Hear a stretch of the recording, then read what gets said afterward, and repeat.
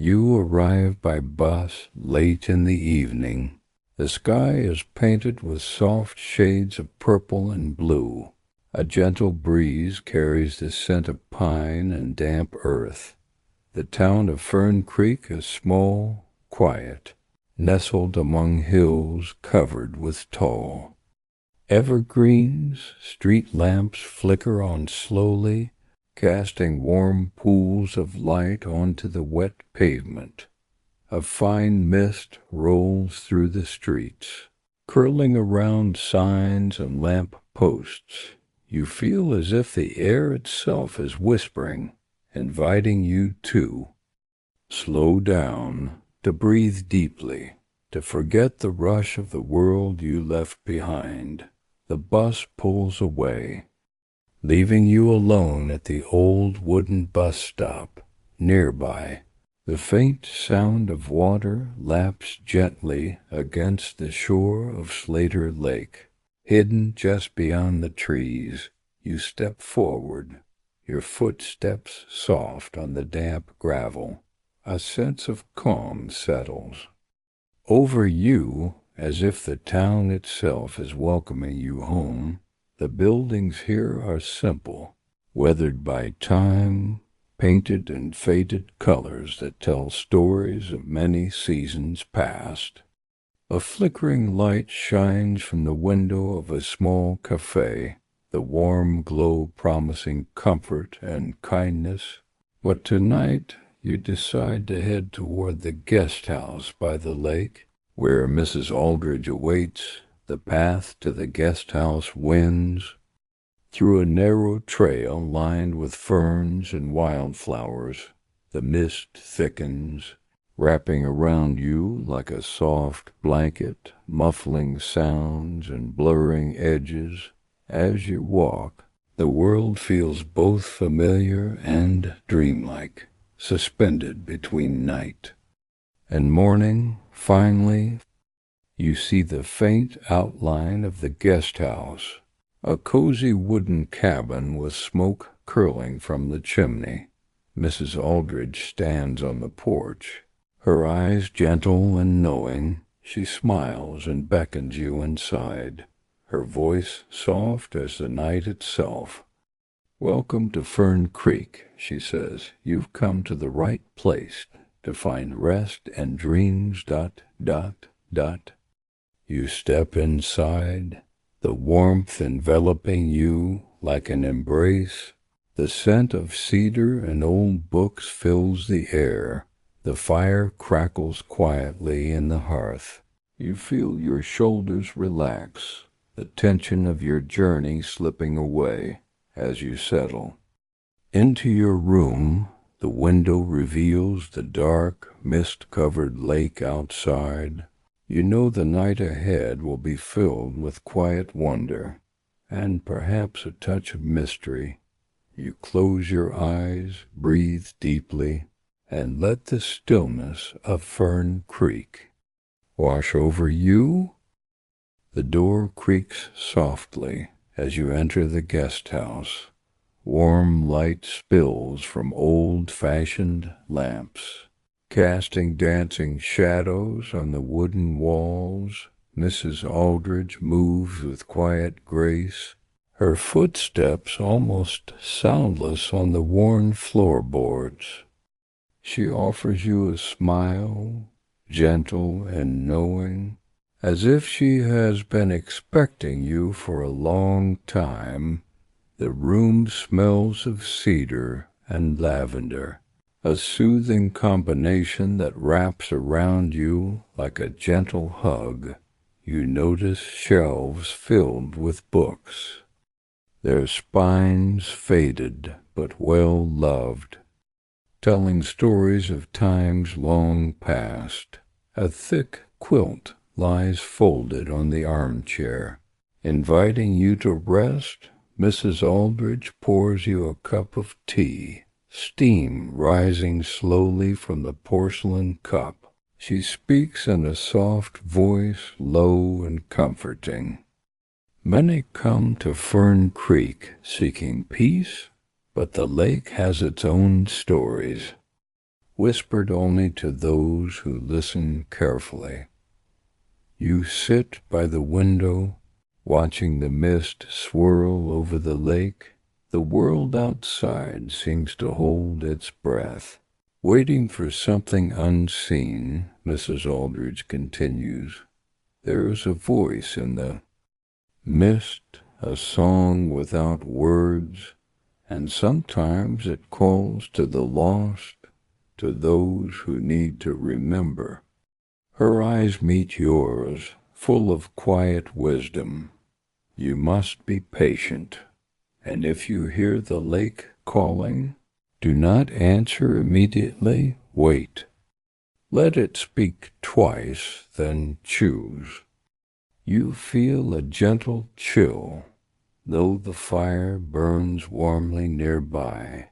Outside, the night deepens, the mist thickening around the house. For a moment, time seems to slow, and the world falls into a soft, listening silence. You sip your tea, slowly savoring the warmth, the comfort, the feeling that this place, this moment, is exactly where you are meant to be. The night deepens, and the mist thickens around the guest house. You lie awake, the gentle crackle of the fire the only sound in the room. Then, from outside, a soft whisper drifts through the window, almost like a lullaby. You hear your name, spoken softly, barely audible. Curious, you rise and move toward the door. Stepping outside, the cold air wraps around you like a cloak. The lake before you is shrouded in fog, glowing faintly under the moonlight. A figure stands at the water's edge, blurred and shimmering. You call out, but the voice does not respond. Only the whispering mist answers. You take a hesitant step forward, the gravel crunching beneath your feet. The figure moves slowly, as if inviting you deeper into the night. Your heartbeat slows, replaced by a calm curiosity. The mist swirls around you, cool and damp. You feel as though you have stepped into a dream, a place between waking and sleeping. The voice calls again, this time clearer, a melody without words.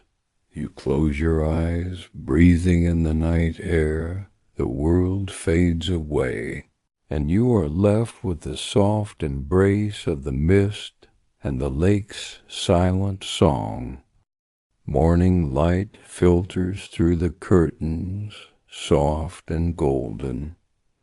You wake with a lingering feeling, as if the night held secrets you cannot fully grasp. At breakfast, Mrs. Aldridge watches you with knowing eyes, but says little. She hands you a folded map, hand-drawn and delicate. The map points to a place called Whisper Point, marked with a simple symbol. You trace the lines with your finger, feeling a strange pull toward the location. Mrs. Aldridge speaks quietly. That place reveals itself only to those who remember who they once were, before they forgot ... You ponder her words, wondering if what you experienced was dream or memory. The boundary between the two seems to blur here in Fern Creek. In the presence of the lake and mist, you decide to follow the map, curious and hesitant. The day stretches ahead, full of promise and mystery. You step onto the narrow trail, surrounded by towering pines and ferns. The ground beneath your feet is soft and damp, muffling your footsteps.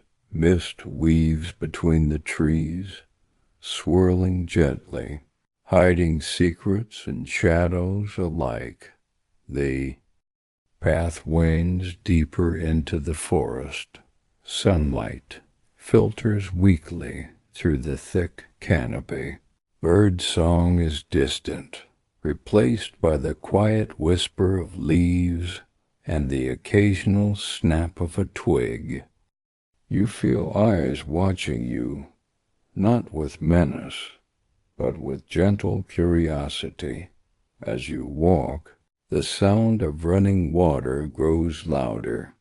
Soon you reach a small stream, its clear water bubbling over smooth stones. You pause to listen, letting the coolness of the forest seep into your bones. The map in your hand guides you onward toward a place you do not yet understand. Every step feels both familiar and new, as if you have walked this path before in another life.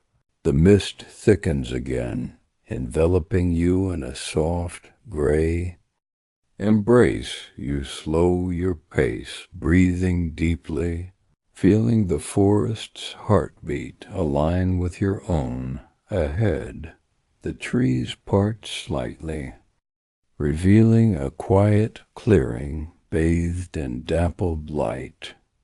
In the center, a single stone bench sits beneath an ancient cedar.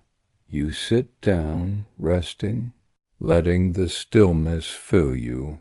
The forest seems to hold its breath, and for a moment, you are part of something much larger than yourself.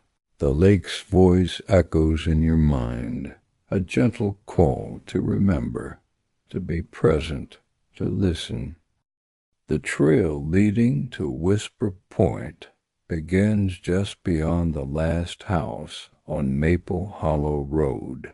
It's less a path and more a suggestion, a thinning of grass where footsteps have passed for generations.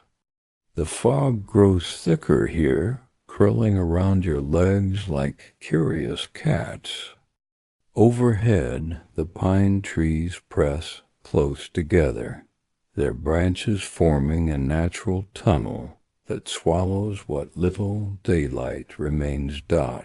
As you walk, the air begins to hum, faintly at first, like distant wind chimes or breath across glass, then clearer, whispering, not words, not yet, but the tone of voices once spoken, suspended in time. A wooden sign, cracked and half buried in moss, leans against a fallen log. It reads, "Whisper Point, listen well." You pause. Something in the phrasing feels deliberate, almost like a command. The trees part ahead, revealing a small overlook. The land falls away sharply into a dark ravine, and in the distance the lake glimmers faintly. At the very edge of the cliff, there's a wooden bench, weathered and carved with initials from decades past. You sit, the whispering returns, but this time you understand they're not random voices. They're stories, memories, echoes of those who've sat where you now sit. A boy in 1942 waiting for his father to return from war. A woman in 1978 writing a letter she never sent. A child in 2003 whispering a secret to the wind because no one else would listen. Their words fill the air like gentle snow, layering one upon the other. Some are sad, some joyful, some unfinished. You listen, not with your ears but your presence, and they respond. One whisper stands out, clearer, closer. It speaks your name. You turn, but no one is there. Only the mist curling gently at your side. The voice speaks again. You're not the first, but you might be the last. A cold breeze lifts the hair at the back of your neck. The bench beneath you creaks, though you haven't moved. The whispering ceases. In the silence that follows, you realize Whisper Point isn't just a place, it's a memory keeper, a guardian of untold stories. And now you've become part of it. You stand slowly. The fog thins for a moment, revealing a second path leading down the ridge toward the lake, toward whatever waits next. The mist that had once only kissed the surface of Fern Creek now hangs heavier in the air, thick like a curtain of secrets. You walk along the shoreline of the lake, gravel crunching beneath your shoes, each step pulling you deeper into a world that no longer feels entirely your own. A small wooden dock juts out into the still water. At its end, tied loosely with a fraying rope, a rowboat bobs gently. It's old, but not abandoned, as if it's been expecting you. You hesitate. The lake is vast and dark tonight, almost obsidian in color, but the boat offers no threat. It invites. You untie the rope, step in carefully. The boat rocks under your weight, but stabilizes quickly. No oars, and yet it moves, silently, gracefully. It drifts away from the shore, guided by an unseen current, as if the lake itself has chosen your path. The trees around the lake blur into shadows. The fog swallows the shoreline, and soon you're adrift in a nowhere place. Water below, mist above, silence all around, except for the sound. Very faint, very soft. A humming, a lullaby. You lean forward. There's a figure at the bow now. You don't remember anyone boarding, and yet she's there. A woman cloaked in gray, hair long and damp, her face obscured. She doesn't speak, but she points. You follow her gesture. Beneath the surface of the lake, something glows. Dim, blue-green light pulses below the water, like the breath of a sleeping creature. You can't see clearly, but it feels alive. The woman in gray stands. The boat stops. She steps over the edge and sinks slowly into the water, disappearing. Without a ripple, the glow brightens momentarily, then fades. The boat begins to move again, back toward the opposite shore. When your feet touch ground, the fog clears just enough for you to recognize where you are, the opposite side of Fern Creek. You look back. The boat is gone, the dock gone. Just quiet forest and a path leading inland. A signpost reads, "To the Hollow." You walk forward not because you understand, but because you must. The path curves downward into a natural basin surrounded by mossy rocks and thick undergrowth. The air is cooler here, dense with the scent of pine and wet stone. The hollow, as the sign had called it, feels ancient, untouched by time or town. Clearing opens ahead, and in its center a second lake, smaller, shallower, and impossibly still. Not a ripple disturbs its mirror surface. Trees encircle it like sentinels, leaning inward, their reflections merging with reality. You kneel by the edge. It looks like water, but not quite. It has depth, yet no reflection.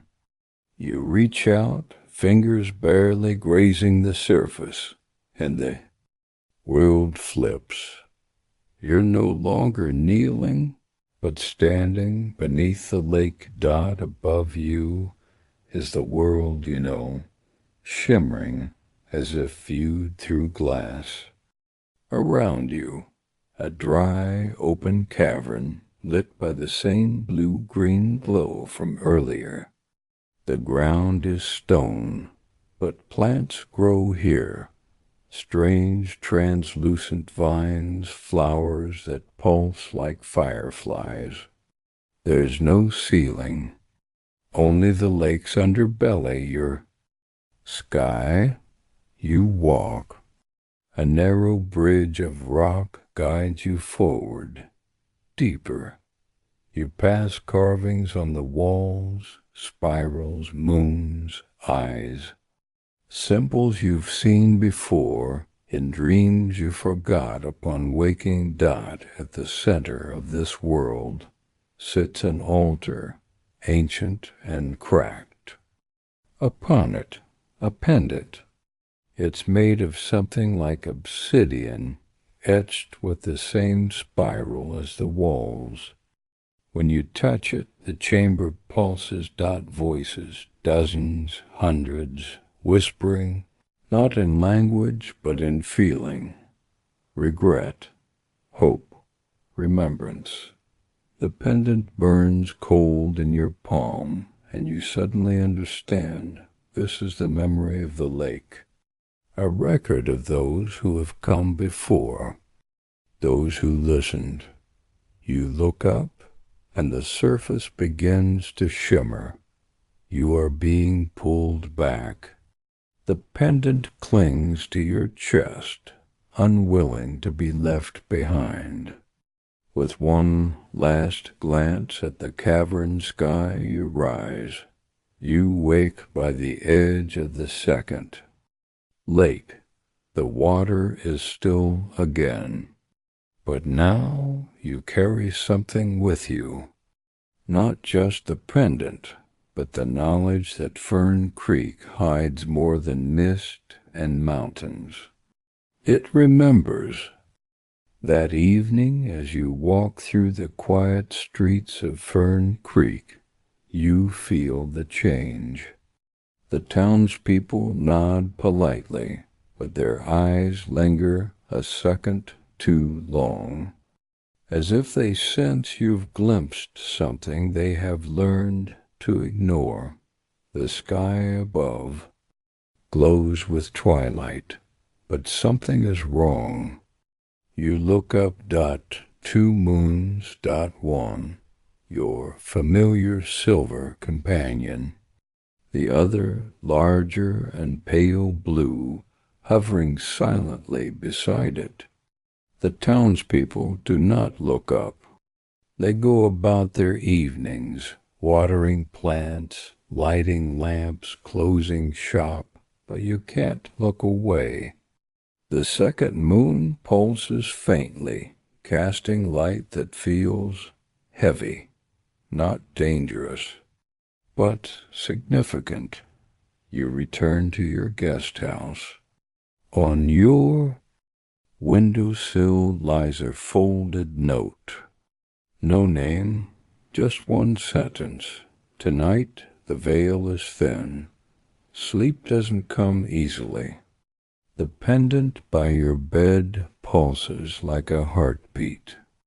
Outside the wind stirs, carrying scents of pine and wet earth. You close your eyes and you dream, but not your own dream. You see the woman from the boat, younger, laughing, standing beside a child who draws spirals in the dirt. Then storm, darkness, the lake swallowing a house, a town, a secret. You wake at midnight. Light from both moons spills through your window. A shadow passes across your floor, but nothing stands there. You hear the lake calling, not aloud, but in your bones. And you know, you must go back. The moment your feet touch the shore, something shifts. The lake behind you falls silent. No ripples, no whispers, not even the wind. You stand still, soaked to the bone, the pendant on your chest glowing faintly through your damp clothes. Fern Creek lies ahead, but it no longer feels the same. The trees lean in closer.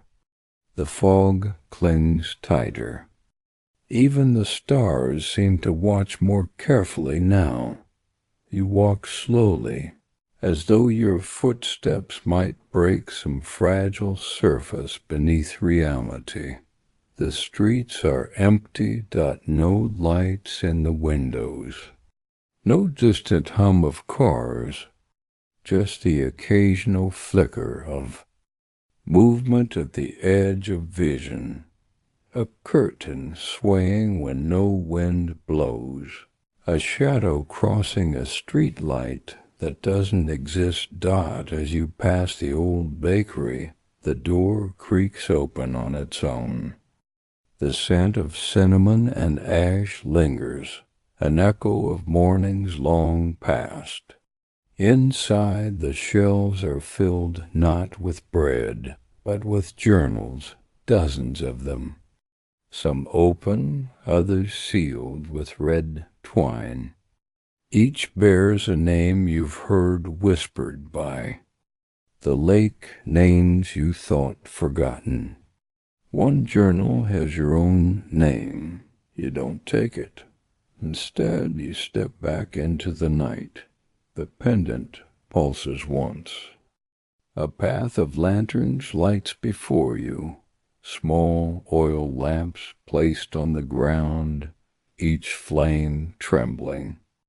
They guide you through alleys you've never seen, past murals you swear are watching you, and toward the sound of something rhythmic, like footsteps, marching.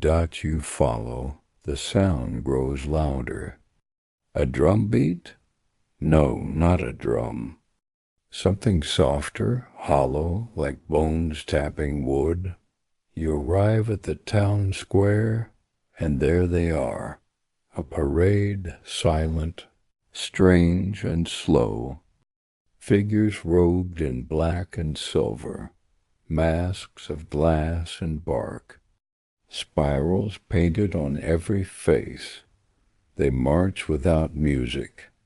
Their feet do not make a sound, but you hear them still inside your chest. A deep, resonant thrum with each step. At the center of the procession, a float made of twisted branches and shattered mirrors carries an empty throne. And atop that throne rests a mirror. Not a regular one. It reflects the town, not as it is, but as it was. Children laughing, Stores open, a town alive. Then, as it might have been, glowing, vibrant, crowned with sunlight. Finally, as it is. Now, still, waiting, you step closer. The masked figures part to let you through. No words, just nods. As though they've been expecting this moment, you reach the mirror, and in it, you don't see yourself. You see a version of Fern Creek burning, the lake boiling, the tower crumbling, and you standing at its heart, pendant glowing like a sun. Then it shatters. The pieces scatter into the crowd, absorbed by the masks. One lands at your feet. You pick it up, Dot, in the shard. Your reflection appears. You are not the same, and neither is the town. You do not remember stepping into the procession, Dot, but now you walk among them. The robed figures glide beside you, feet brushing cobblestones that now glow faintly with spiral symbols. The street is longer than it should be.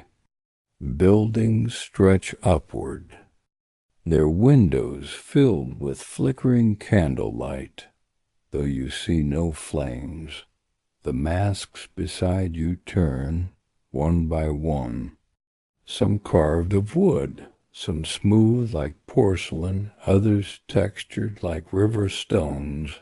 Each face bears a spiral, each spiral slightly different, some clockwise, some counter. The one nearest to you reaches out slowly and presses its hand against your shoulder. For a moment, you see what they see, a girl climbing the bell tower over and over, never reaching the top, a storm that never ends, a book that writes itself in blood, Dot, then it's gone. You blink and the street opens into a plaza. At its center, a raised stone circle inscribed with 13 runes. The parade halts, a hush falls. Even the air stops moving. A figure steps forward, taller. Then the rest, cloaked in red. Its mask is gold. Dot, it raises a hand. The pendant on your chest lifts, not physically, but as if some invisible thread tugs at it. You feel your breath leave you. The gold-masked figure speaks a single word you cannot understand. The runes begin to glow. One by one, the robed figures step into the circle and vanish, not disappearing, but unraveling.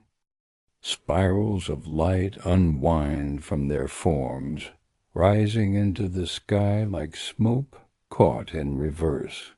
When only the gold mask remains, it approaches you, Dot, in its hands, your journal. But this one is older, worn, pages loose, filled with writing in your hand. But memories you don't recall, drawings of the lake, the tower, the bell, words repeated over and over. Don't forget, don't forget, don't forget. The mask bows. Dot places the journal at your feet. Then slowly it too unravels. Dot, light pours into the pendant. It pulses rapidly, overwhelmed. Then stillness. You are alone, but the plaza remains lit. Dot, you pick up the journal, and as you do something shifts, not in the air, in you, the pendant combs. The pages in the book stop fluttering, and the sky above clears, revealing not one moon, but two, and both are watching you. You step off the stone circle, and the town breathes. Again, the mist does not consume you. Instead, it clears. You step into a clearing you've never seen before, though your mind insists you should know it. The air here smells different, sharper, tinged with something metallic and ancient. The moonlight fades behind you, and in its place rises a warm golden glow that seems to come from nowhere and everywhere at once. Before you stands the bell tower. It shouldn't be here. The maps you've seen don't mark it. The townspeople, those still living, never mentioned it. And yet it rises like it has always belonged, black stone laced with veins of brass, twisted ivy clinging to every surface. The spiral symbol is etched in a dozen places along the base, some fresh and shallow, others worn almost smooth by time. You step closer. A breeze whistles through the ivy, and the sound it makes is almost musical. A single bell hangs within, the tower's highest arch. You can't see what holds it aloft. There is no rope, no beam, but it hangs perfectly still, though the wind moves everything else. There's a small door at the base, cracked open just enough for you to slip. Inside, within, the world changes. The tower is much larger on the inside than it should be. The walls spiral up endlessly, inscribed with lines of poetry, maps of stars that don't exist, and names, thousands of names in dozens of scripts. Some glow faintly. Others blink like they're alive. A staircase hugs the wall, narrow and uneven. You begin to climb. Each step seems to weigh more than the last, not physically, but emotionally. With every upward motion, you feel fragments of others passing through you, memories, sobs, laughter, the echo of music, words never spoken aloud, promises broken. As you rise, a realization grows. This tower records everything forgotten, things not lost, but left behind. When you reach the midpoint, there is a landing, a small platform that wasn't visible from below. A circular room, walls covered in mirrors, but they don't reflect you. Each mirror holds a version of the town. One burning, one abandoned, one thriving, green and full of life, another swallowed entirely by mist. You realize these are possibilities. Fern Creek and different timelines, different outcomes. You stare at one where the spiral is gone entirely, replaced with a sun symbol you don't recognize. The people there wear gold robes. Their eyes glow. You look away. Another staircase leads higher. As you ascend, you pass windows showing not the outside but memories. A man proposing at the lake's edge. A girl sitting alone on the school steps, drawing spirals into the dust. An old woman lighting candles in a basement chapel. Some of them recognize you. Near the top, the air thins. The brass veins along the walls begin to hum, vibrating softly. The pendant at your chest glows in sync. You feel as though the tower itself is breathing. Finally, you reach the summit. The bell. It hangs just above you, massive and ancient. Its surface is engraved with shifting spirals, each one slowly rotating, some clockwise, some counterclockwise. At the base of the bell is a stand, and upon it a journal identical to your own, except this one is sealed shut. The moment you approach, the pendant flares, a pulse of heat that forces your eyes shut. When you open them, you're no longer in the tower. You stand in a field of stars, not space, something beyond space, a plane of memory and music, a realm of echoes. All around you float fragments, moments plucked from time. You see the boy from the hollow holding a wooden bird. The woman in the boat, her face younger, smiling in sunlight. The man from the lake bed weeping beside a ruined archway. And then yourself. Different versions, 100 of them. Some older, some younger, some scared, some brave, some who never came to Fern Creek, some who never left. They all turn toward you. The pendant floats from your chest, hovering between you and the stars. It splits, one spiral becoming 2, then 3, then more, until they surround you. They begin to spin. You hear a voice, not from outside, but inside your chest, familiar and not, old and new. Write it again. This time remember everything. The bell rings, but there is no sound. Only vibration. The world trembles. The stars shift. The versions of you collapse into spirals of light and merge into your chest. The pendant reforms, now more intricate, layered with new symbols. You are falling through the tower, through the sky, through yourself.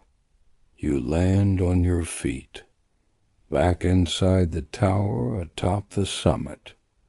The bell is silent, but you know it rang.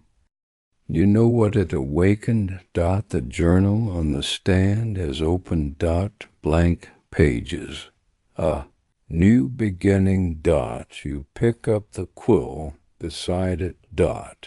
And begin to write.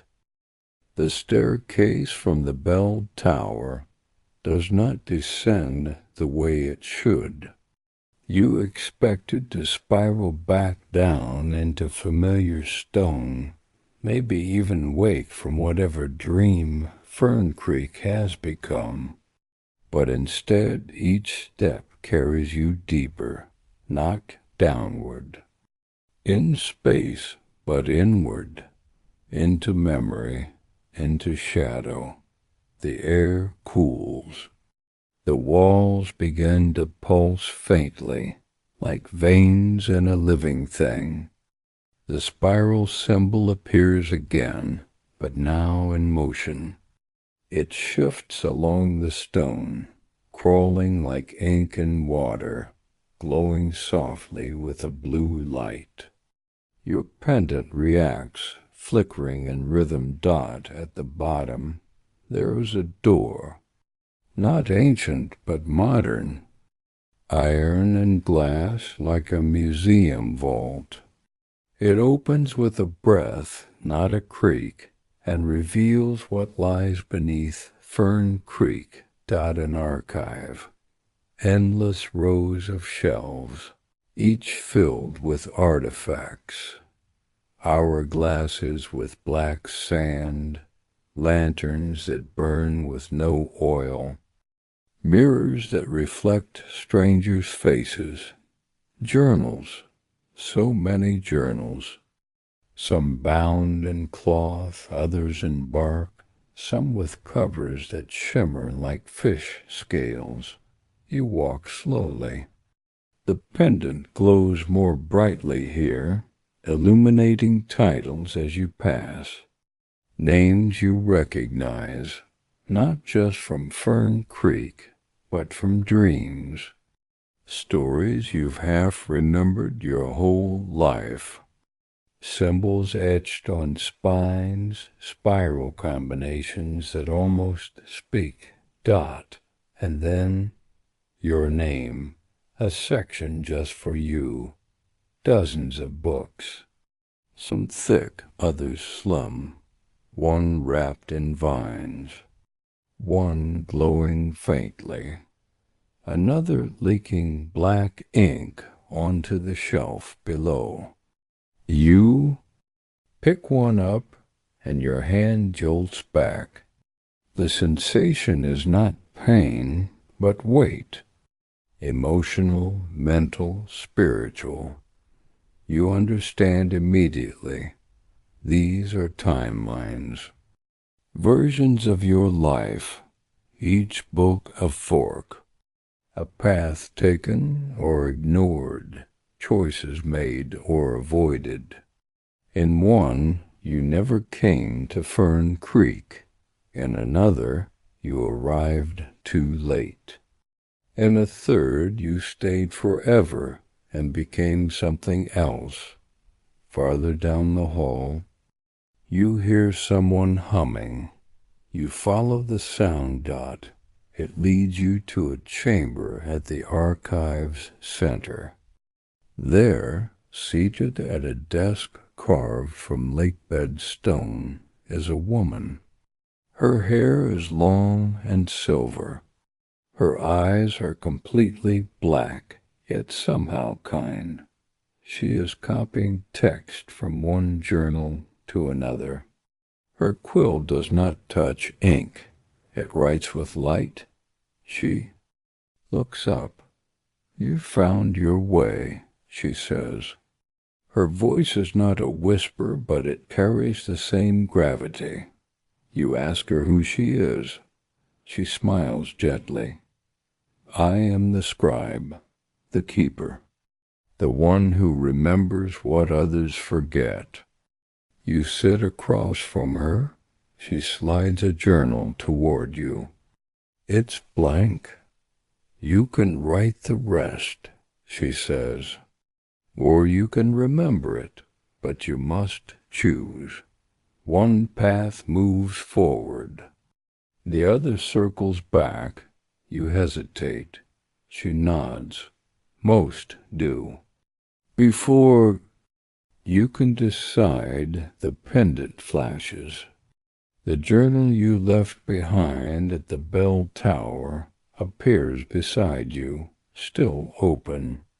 The pages are no longer blank. Words form one by one. The town is not what it seems. The spiral is not the enemy. The lake is not.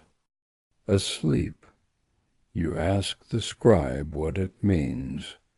She gestures to the shelves. Every version of Fern Creek holds a piece of the truth, but only one remembers how it ends. You reach for the glowing journal, the one wrapped in vines. The moment your fingers brush it, the archive vanishes. You are falling again, not down, but across realities. Part 14. Through the spiral expanded. You land not on ground, but in water. Not cold, not wet, just water as a concept. You stand upright, yet you float. Above and below you, spirals shimmer in endless directions. Each one pulses with its own color, sound, and emotional weight. You are inside the spiral now, not a symbol, not a pattern, but a living map. Each spiral is a memory, a timeline, a world. You step forward. One spiral draws near. You glimpse Fern Creek as a desert town, its lake replaced by a canyon. Another spiral shows the town underwater. Its people adapted to breathe mist. A third reveals a world of perpetual autumn, where the spiral is carved into every leaf. A fourth spiral hovers closer. You reach into it. A vision floods your senses, a child in Fern Creek drawing spirals on walls, singing lullabies in forgotten languages. You recognize the voice. It's yours. From a life not lived, the spiral retreats. More spirals spin past. Some are beautiful, others horrifying. In one, the town is as the journal trembles in your hands. Its pages, still blank, feel impossibly heavy, as though they carry all the weight of what you've seen and what you've yet to understand. You stand alone at the summit of the bell tower, the sky above, split by twin moons, each casting a different light. One warm like memory, the other cold like prophecy. The bell remains silent, but deep in your chest you feel its echo, still resonating, still changing something inside you. The air shifts. It grows dense, thick, like honey and dust.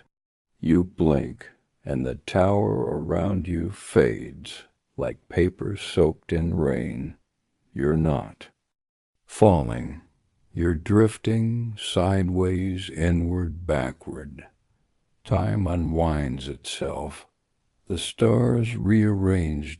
Then stillness.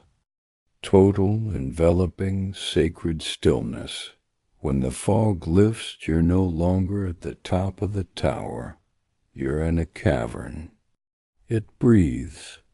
The walls stretch endlessly in every direction, etched with shifting text, glowing scripts in languages you don't know, and somehow still understand. Above, there is no sky, only a ceiling of polished obsidian, reflecting you as you are, but with eyes too ancient to belong to your face. In front of you stands a desk, massive, worn smooth by centuries of hands, piled high with journals, thousands of them. They pulse with soft light, spirals inked into every cover. No two are alike. Behind the desk sits someone or something, cloaked in long, tattered robes that shift like ink in water. The face is obscured by a mask of bone and brass.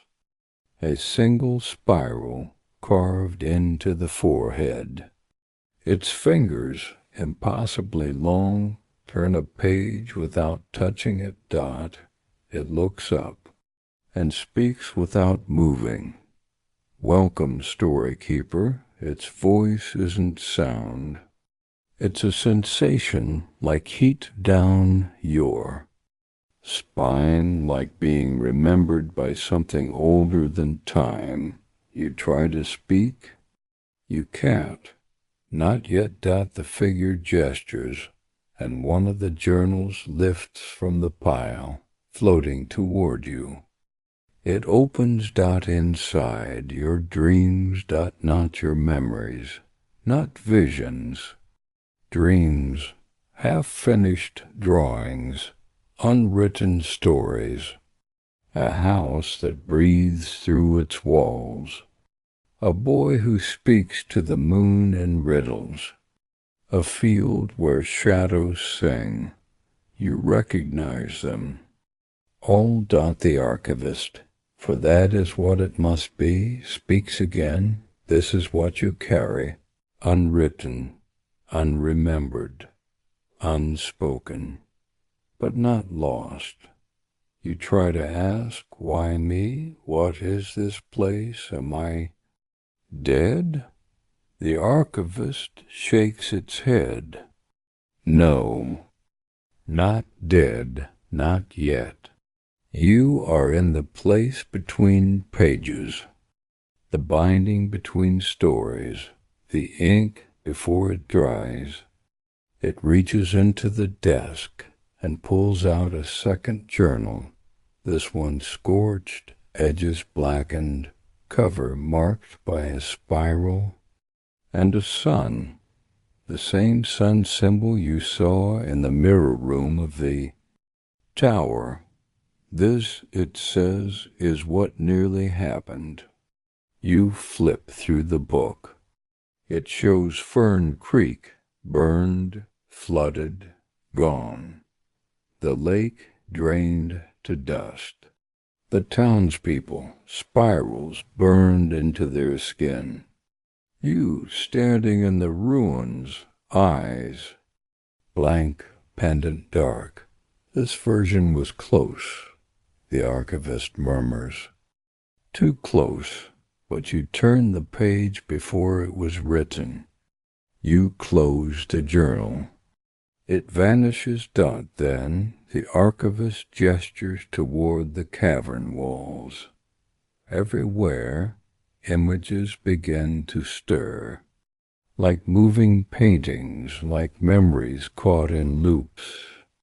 See versions of yourself again, not as a child or elder, but as choices. One version walks away from Fern Creek, never to return. One dives into the lake and never surfaces.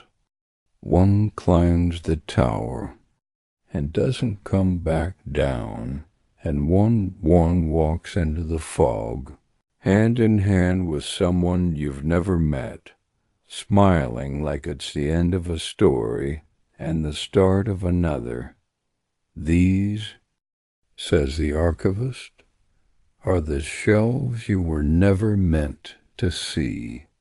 Every version of every story woven together, waiting for their teller.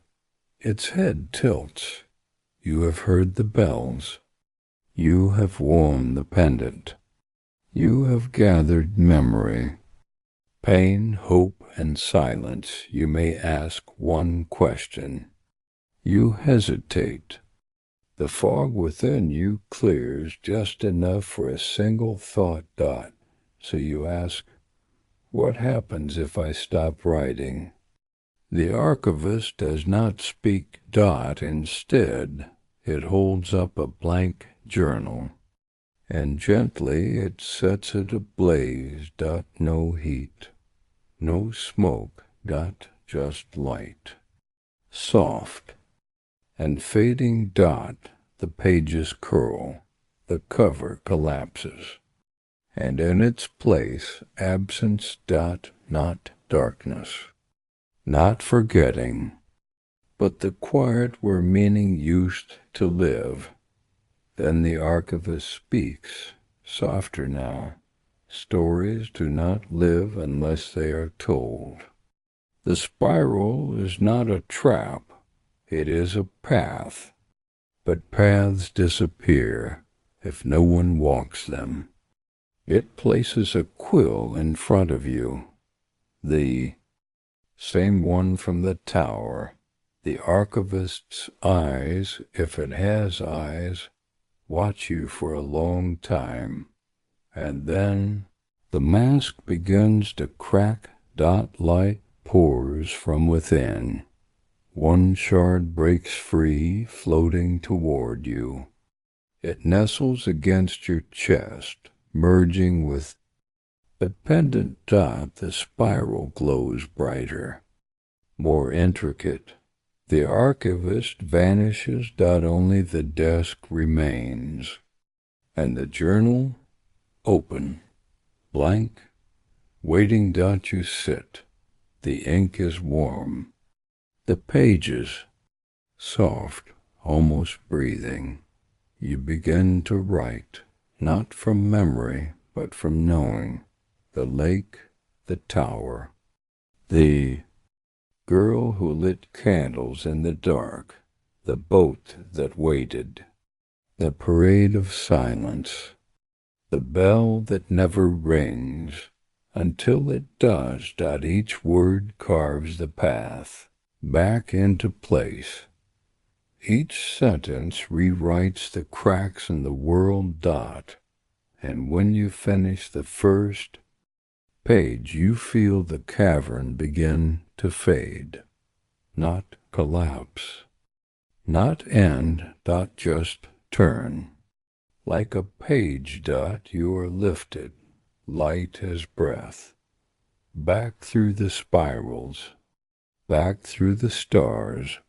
And when your feet touch ground again, you are standing on the steps of the tower at dawn. Birdsong, wind, light rising over Fern Creek. You hold the journal to your chest, and though it is no longer blank, you know the story isn't finished yet, not even close. Morning unfolds slowly, as if the world itself is reluctant to wake.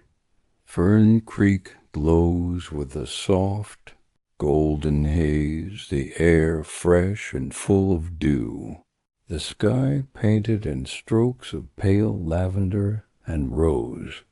You stand at the foot of the bell tower once again, the journal warm in your hands, the pendant humming softly against your chest. It's quiet here, but not empty. People are waking. Shutters creak open. Doors ease ajar. Faces appear, familiar, though you're sure you've never met them. They nod at you, some smiling, some eyes brimming with questions they don't know how to ask. The baker carries a tray of steam-kissed bread. The boy from the lake holds a wooden boat, its paint still wet. The woman with candles now carries a lantern full of tiny golden moths. The townspeople gather, not with fear, but with a strange, cautious reverence.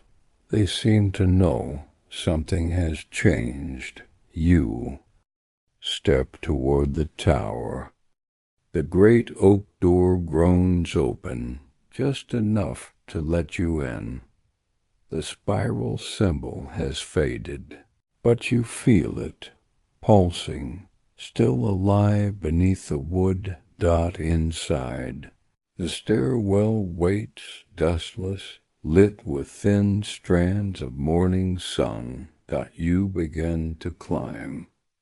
Each end to climb, each step echoes, not just in stone, but in you. You remember every dream, every whisper, every page. Halfway up, you pause. The wall bears a handprint. yours.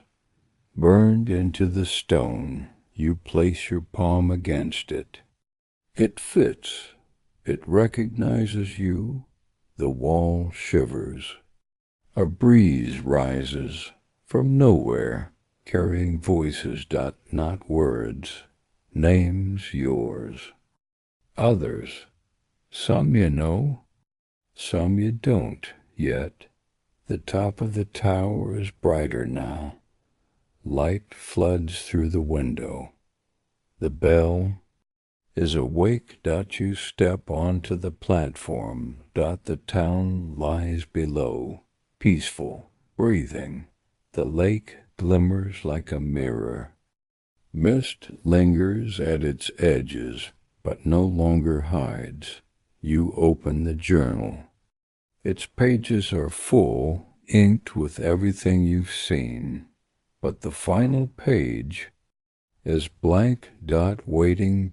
You place the quill to the parchment and begin to write, not with fear, not with confusion. But with understanding, with grace, with choice. As you write, the wind begins to rise.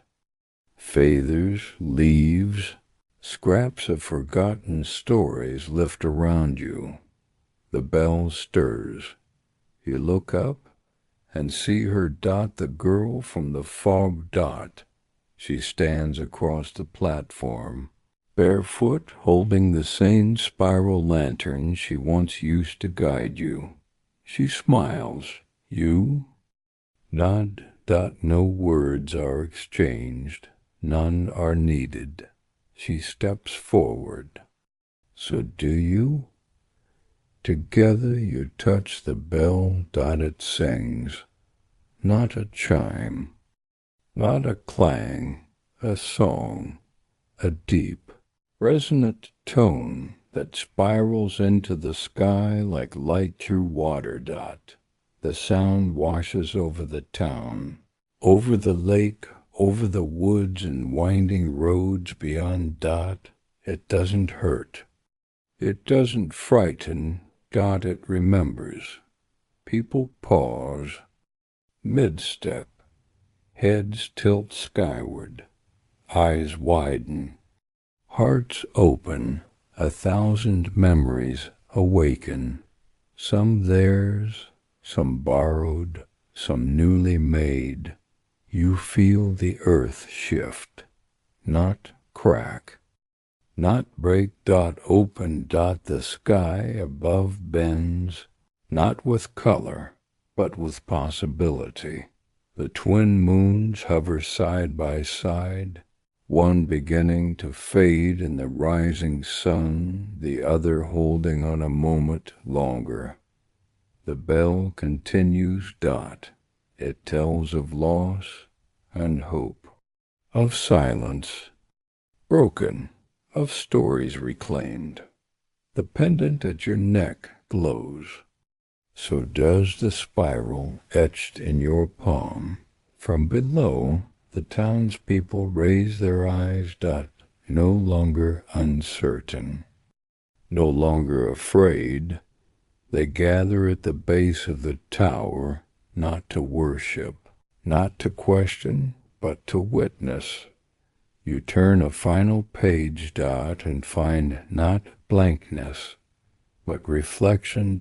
You see yourself, not as a dreamer, not as a visitor. But as part of this place, a story keeper, a page turner, a bell ringer. A bridge between what was and what comes next. The girl beside you vanishes like mist. Not gone, just ahead.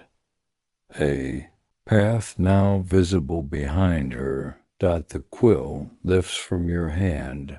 It writes by itself. Only 2 words. Begin again. End. The bell sings once more. This time you sing with it. You close the journal. And the tower breathes. The stairs behind you stretch longer than they did before. Downward, but also outward, toward stories yet untold. You descend, each step steady, your shadow cast forward, not back. The door opens into full sunlight. The people part to let you through. Some reach out, fingers brushing yours, not to take, but to anchor, to thank, to remember. The pendant dims.